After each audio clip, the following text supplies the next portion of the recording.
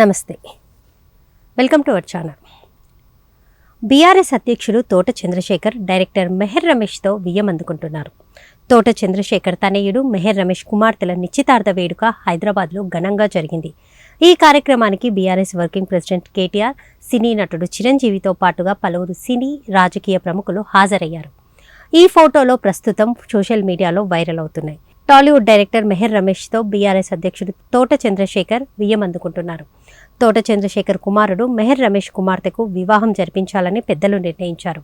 హైదరాబాద్లోని ఐటీసీ కోహినూర్ కన్వెన్షన్లో వీరి నిశ్చయ తాంబూలాల కార్యక్రమం ఘనంగా జరిగింది.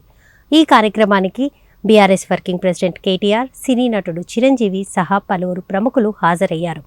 ఈ ఫోటోలు ప్రస్తుతం ఇప్పుడు సోషల్ మీడియాలో తెగ వైరల్ అవుతూ ఉన్నాయి. మరోవైపు తోట చంద్రశేఖర్కు మెగా ఫ్యామిలీతో సన్నిహిత సంబంధాలు కూడా ఉన్నాయి. జనసేన పార్టీలోనూ గతంలో పనిచేశారు.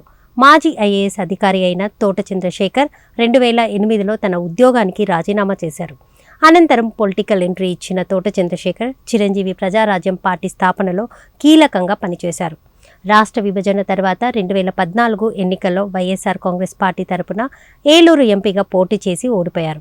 అనంతరం జనసేన పార్టీలో చేరిన చంద్రశేఖర్ జనసేన ప్రధాన కార్యదర్శిగాను వ్యవహరించారు.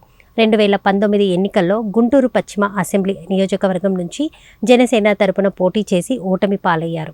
ఆ తర్వాత అభిప్రాయ భేదాలతో జనసేనకు కూడా దూరమయ్యారు. ఇదే సమయంలో బీఆర్ఎస్ పార్టీని ఇతర రాష్ట్రాలకు విస్తరించాలనే కేసీఆర్ ఆలోచనతో తోట చంద్రశేఖర్ బీఆర్ఎస్ పార్టీలో చేరారు. ఏపీ బీఆర్ఎస్ అధ్యక్షుడిగా నియమితులయ్యారు. అయితే 2023 తెలంగాణ అసెంబ్లీ ఎన్నికల్లో బీఆర్ఎస్ పార్టీ ఓడిపోవడంతో కేసీఆర్ జాతీయ రాజకీయాల ఆలోచన పక్కన పెట్టారు. దీంతో అప్పటి నుంచి తోట చంద్రశేఖర్ రాజకీయాల్లో చాలా సైలెంట్గా కూడా ఉన్నారు. అయితే ఇటీవలే డిప్యూటీ సీఎం పవన్ కళ్యాణ్ను తోట చంద్రశేఖర్ కలవటంతో ఆయన తిరిగి జనసేనలో చేరతారనే వార్తలు కూడా వచ్చాయి. అయితే కుమారుడి నిశ్చితార్థానికి పవన్ కళ్యాణ్ను ఆహ్వానించేందుకు తోట చంద్రశేఖర్ వెళ్ళినట్లు సమాచారం. పవన్ కళ్యాణ్ ప్రస్తుతం సర్జరీ చేయించుకొని కోలుకుంటున్న నేపథ్యంలో ఈ కార్యక్రమానికి హాజరు కాలేకపోయారు. అయితే చిరంజీవి హాజరు కావడం, కేటీఆర్తో సంభాషణ ప్రస్తుతం సోషల్ మీడియాలో తెగ వైరల్ అవుతూ ఉన్నాయి.